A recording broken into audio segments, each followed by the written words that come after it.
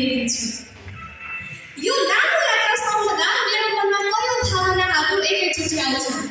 कति चाँडै बितेछ यो 13 वर्ष। तोले बोले म पहिला टेकेको स्कुल कसरी भुल्न सक्छु रुँदै गरेको आँखालाई मुस्कानमा बदल्ने र अक्षर सिकाउने ती हातहरू।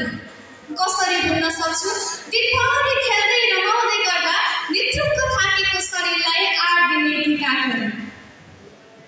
कहिलेकाहीँ गल्ती गरियो, कहिले सिकियो, कहिले सफल गरियो।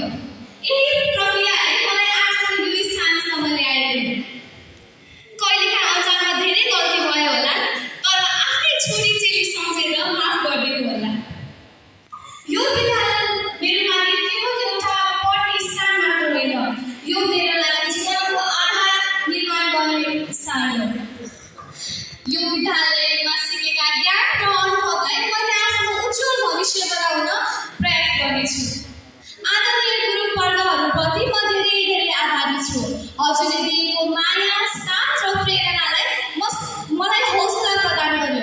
हजुरहरूको यो साथ र प्रेरणालाई मैले कहिले पनि भुल्ने छैन। अचानक हामीबाट धेरै गल्तीहरू भयो होला, तर आफ्नै छोरी चेली सम्झेर माफ गरिदिनु होला। प्रिय कक्षा 9का भाइ बहिनीहरू, अब हामी यो विद्यालयबाट बिदाई लिएर जाँदैछौँ।